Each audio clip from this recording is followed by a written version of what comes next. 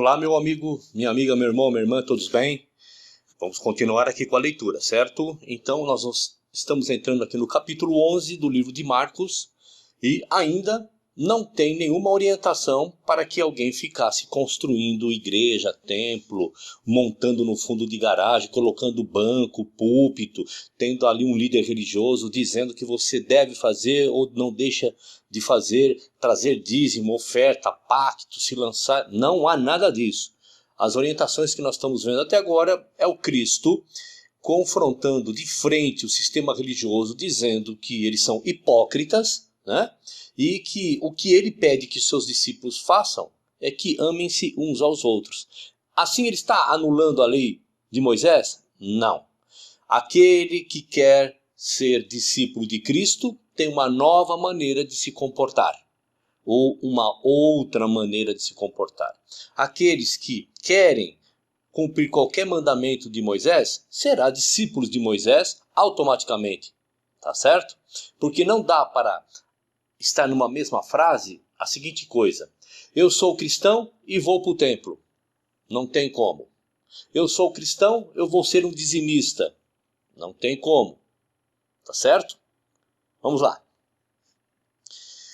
E logo que se aproximaram de Jerusalém, de Betfagé e de Betânia, junto ao Monte das Oliveiras, enviou 2 dos seus discípulos. E disse-lhes: ide à aldeia que está defronte de vós, e logo que ali entrardes, encontrareis preso um jumentinho sobre o qual ainda não montou homem algum, soltai-o e trazei-o. E, se alguém vos disser, por que fazeis isso? Dizei-lhes que o Senhor precisa dele, e logo o deixará trazer para aqui. E foram e encontraram o jumentinho preso fora da porta entre 2 caminhos e o soltaram. E alguns dos que ali estavam lhe disseram: que fazeis soltando o jumentinho? Eles, porém, disseram-lhes como Jesus lhe tinha mandado, e os deixaram ir. E levaram o jumentinho a Jesus e lançaram sobre ele as suas vestes, e assentou-se sobre ele. E muitos estendiam as suas vestes pelo caminho, e outros cortavam ramos das árvores e o espalhavam pelo caminho. Verso 9. E aqueles que iam adiante e os que seguiam clamavam, dizendo: Hosana, bendito o que vem em nome do Senhor. Bendito o reino do nosso pai Davi, que vem em nome do Senhor. Hosana nas alturas. E Jesus entrou em Jerusalém no templo, e tendo visto tudo ao redor como fosse já tarde, saiu para Betânia com os 12. E no dia seguinte, quando saíram de Betânia, teve fome. Vendo de longe uma figueira que tinha folhas, foi ver se nela acharia alguma coisa. E chegando a ela, não achou senão folhas, porque não era tempo de figos.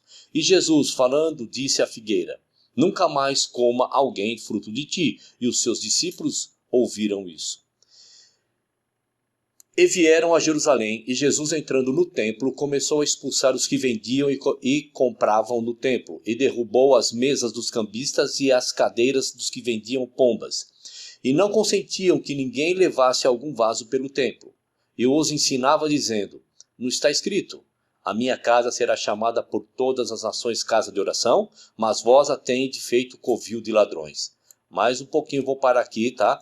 Lá no livro de Mateus, essa passagem eu dei mais detalhe, aqui eu vou falar só um pouquinho, tá?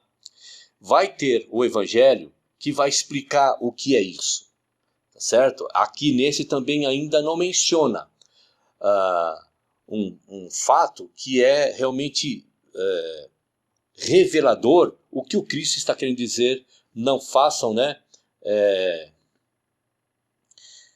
Como é que está aqui? Não consentia que ninguém levasse algum vaso pelo templo, no verso 16, e ensinava dizendo, não está escrito: a minha casa será chamada por todas as nações casa de oração? E a outra versão diz assim: não faça da casa de meu pai, não é isso? Vai explicar o que o Cristo está querendo dizer com não faça ou da minha casa ou da casa do pai, né? Covil de ladrões. Vai explicar. Aqui ainda não está claro, tá certo? Vamos esperar aí o evangelho que vai mostrar isso para nós. Vamos lá. Verso 18. E os escribas e príncipes do sacerdote, ou seja, e os religiosos, líderes religiosos, tendo ouvido isto, buscavam ocasião para matar líderes religiosos, matar o Cristo. pois eles o temiam, porque toda a multidão estava admirada acerca da sua doutrina. Da sua doutrina. Não da doutrina daqueles líderes religiosos, que era a doutrina de Moisés. Templo, oferta, dízimo, líder religioso, sacrifício. Essa era a doutrina dos líderes religiosos que queriam matar o Cristo. E eles estavam o quê? Estavam com medo, estavam com raiva do Cristo, porque o Cristo estava ensinando algo que não subjugava mais as pessoas àquele sistema religioso. Certo? Verso 19. E sendo já tarde, saiu para fora da cidade. E eles, passando pela manhã, viram que a figueira se tinha secado desde as raízes. E Pedro, lembrando-se, disse-lhe: Mestre, eis que a figueira que tu amaldiçoaste secou. E Jesus respondendo disse-lhes: Tende fé em Deus. Porque em verdade vos digo que qualquer que disser a este monte, ergue-te e lança-te no mar, e não duvidar em seu coração, mas crer que se fará aquilo que diz, tudo o que disser lhe será feito. Por isso vos digo, tudo o que pedirdes orando, crede e recebereis, e tê-lo-eis. E quando estiverdes orando, perdoai, se tendes alguma coisa contra alguém, para que vosso Pai nos céus vos perdoe as vossas ofensas. Mas, se vós não perdoardes, também vosso Pai, que nos céus... Vamos repetir.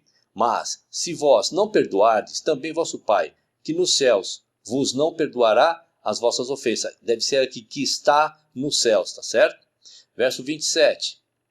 E tornaram a Jerusalém, e andando ele pelo templo, os principais, os sacerdotes, os escribas e os anciões se aproximaram dele. Então ele estava lá passeando dentro do templo, no púlpito, nas cadeiras? Não, porque o templo era cheio de pátio, certo? Na internet você vê isso, você aprende.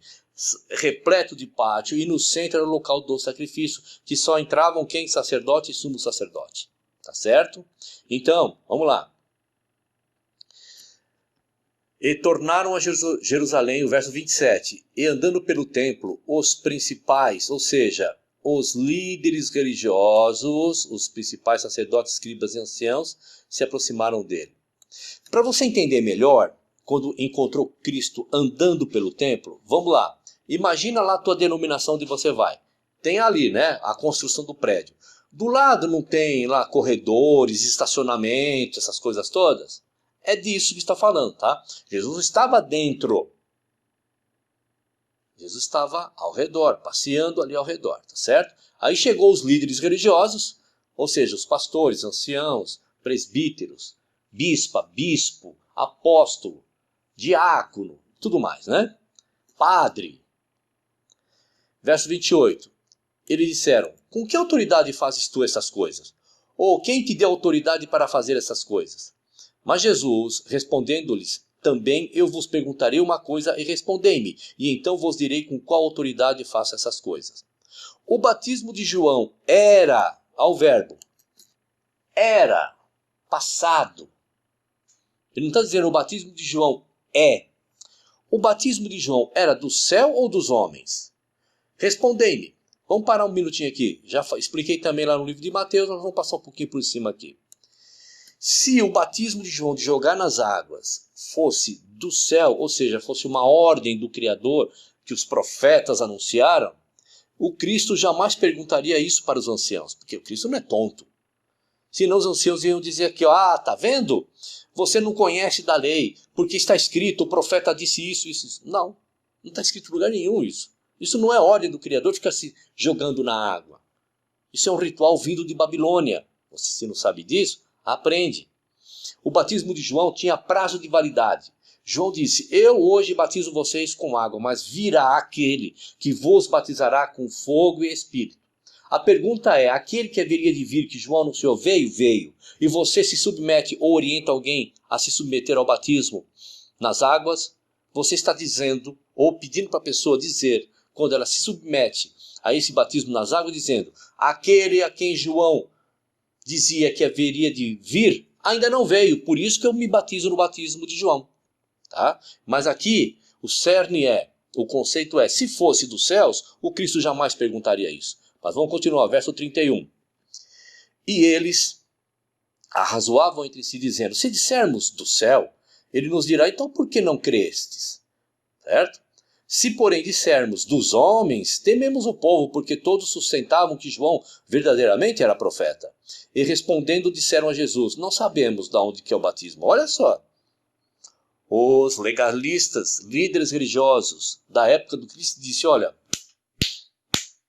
não sabemos de onde que é. Porque se fosse uma ordem de Deus, através dos profetas, eles diriam, isto é do céu, porque está escrito assim, assim. Né? Eles disseram, não sabemos. E Jesus lhes replicou, também eu vos não direi com que autoridade faço estas coisas. Acabamos aqui o capítulo 11, certo? De Marcos. Aqui nós estamos vendo Cristo batendo de frente com a liderança religiosa de sua época, mostrando, né, a sua farsa, os seus erros, os seus enganos, as suas mentiras, e nenhum aval para construir e frequentar templo. Tá certo? A não ser aquela passagenzinha que ele vai lá e acaba com os cambistas, mas vai haver o momento certo aonde será explicado por que ele fez isso. Se não me engano, no Evangelho ou é do de Lucas ou de João, tá certo? Vamos lá, capítulo 12. E começou a falar-lhes por parábolas. Um homem plantou uma vinha e cercou de valado, e fundou um lagar, e edificou torre, arrendou-a a uns lavradores, e partiu para fora da terra. E chegando o tempo, mandou um servo aos lavradores, para que recebesse dos lavradores do fruto da vinha. Mas esses, apoderando-se dele, feriram e mandaram embora vazio.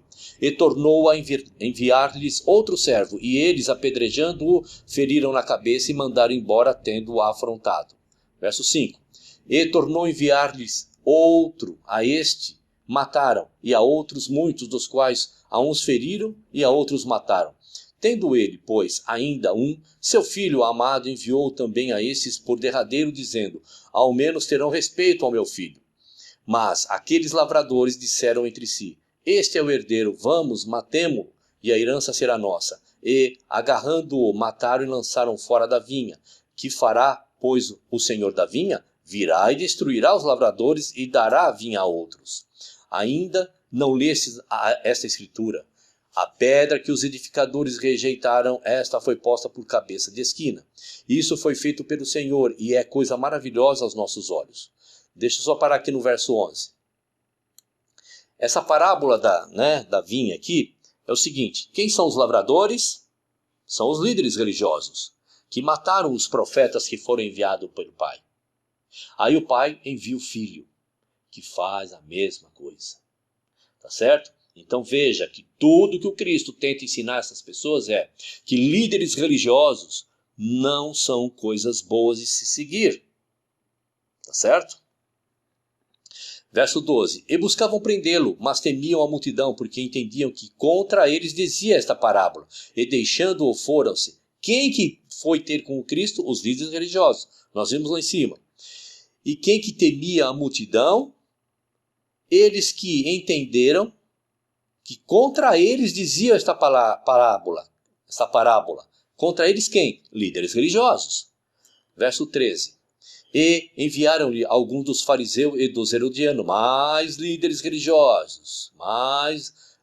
religiosos, para que o apanhassem em alguma palavra. E chegando eles disseram-lhe, mestre, sabemos que és homem de verdade e não te importas com o que quer que seja, porque não olhas a aparência dos homens, antes com verdade ensinas o caminho de Deus. É lícito pagar tributo a César ou não?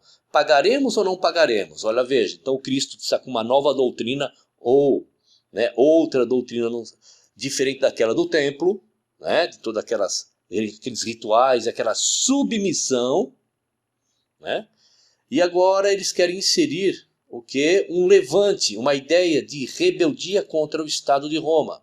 E pergunta, é lícito então, dentro da tua doutrina, Cristo, pagar tributos a Roma? Aí eles perguntam, pagaremos ou não pagaremos? Verso 15. Então ele, conhecendo a sua hipocrisia dos líderes religiosos, disse-lhes, por que me tentais? Trazei-me moeda para que veja. E eles lhe a trouxeram e disse-lhes, de quem é esta imagem e inscrição? E eles lhe disseram, de César. E Jesus respondendo disse-lhes, dai a César o que é de César e a Deus o que é de Deus. E maravilharam-se dele. Então os saduceus, que diziam que não há ressurreição, aproximaram-se dele e perguntaram-lhe dizendo: Mestre, Moisés nos escreveu que, se morresse o irmão de alguém e deixasse mulher e não deixasse filhos, seu irmão tomasse a mulher dele e suscitasse descendência a seu irmão. Quem que escreveu? Moisés. E aqui não está dizendo que foi o Deus que pediu para que Moisés escrevesse. Moisés escreveu. Alguém escreveu uma regra ali. Estranho, né? 20. Ora, havia 7 irmãos, e o primeiro tomou a mulher e morreu sem deixar descendência. E o segundo também tomou e morreu, e nem esse deixou descendência. E o terceiro da mesma maneira. E tomaram-na os 7, sem contudo terem deixado descendência. Finalmente, depois de todos, morreu também a mulher. Na ressurreição, pois, quando ressuscitarem, de qual desses será a mulher? Porque os 7 a tiveram por mulher. E Jesus respondendo, disse-lhes: Porventura não errais vós, em razão de não saberdes as Escrituras, nem o poder de Deus? Olha só, está dizendo, olha, vocês erram porque vocês não conhecem a Escritura e nem o poder de Deus. Verso 25, porquanto, quando ressuscitarem dos mortos, nem casarão, nem se darão em casamento, mas serão como os anjos no céu. E acerca dos mortos que houverem de ressuscitar, não tendes lido no livro de Moisés, como Deus lhe falou na sarça, dizendo, eu sou o Deus de Abraão, o Deus de Isaque, o Deus de Jacó? Ora, Deus não é dos mortos, mas sim é de Deus de vivos, por isso vos errais muito. Vamos lá, vamos parar um pouquinho aqui no verso 27. Então, quando Cristo aqui no verso 26 diz assim, ó, você não tem lido no livro de Moisés como Deus lhe falou na sarça? O que Deus falou na sarça que agora o Cristo dá a conotação de que Deus realmente foi que Deus? Que ele é o Deus de Abraão, de Isaque, de Jacó. É o Deus o quê? Dos vivos e não dos mortos, que é essa conversa de morto aqui. Tá entendendo, meu querido? Aí sim, dentro de aquele vasto referências de regras, tem coisa ali que é do Criador, sim. Tá certo? Por quê? Porque fala de coisas de vidas, não de morte, de coisas de perdão e não de vingança. Compreende? Verso 28. Aproximou-se dele um dos religiosos, dos escribas, que tinha ouvido disputar, e sabendo que lhes tinha respondido bem, perguntou-lhe, qual é o primeiro de todos os mandamentos? E Jesus respondeu-lhe, o primeiro de todos os mandamentos, ouve Israel, o Senhor nosso Deus é o único Senhor. Eu tenho aí no meu canal, né? Você já sabe disso, uma série de vídeos sobre a Trindade que destrincha tudo isso perfeitamente para você. Trindade não tem base bíblica. Trindade é coisas de denominações, tá certo? Verso 30.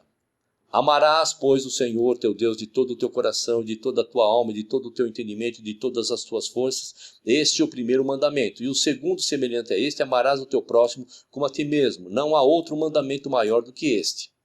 E o escriba, o líder religioso, lhe disse, muito bem, mestre, e com verdade dissesse que há um só Deus e que não há outro além dele. E que amá-lo de todo o coração, de todo o entendimento, de toda a tua alma, de todas as suas forças, e amar o próximo como a si mesmo, é mais do que todos os holocaustos e sacrifícios. E Jesus, vendo que havia respondido sabiamente, disse-lhe, não estás longe do reino de Deus. E já ninguém ousava perguntar-lhe mais nada. Olha só, por que ele está dizendo, olha, você, líder religioso, não está longe do reino de Deus, porque você está entendendo que amar ao teu semelhante e ter o Criador como único Deus, isso é muito maior do que todos os holocaustos e sacrifícios. Todos. Né? Então, sobre esses dois principais mandamentos, lá no livro de Mateus eu entro, se eu não me engano, no livro do Êxodo, né, capítulo 20, e vou todos os mandamentos para ver se ali tem amor. Tá? Ali tem obrigações e deveres, nada mais que isso. Vamos lá.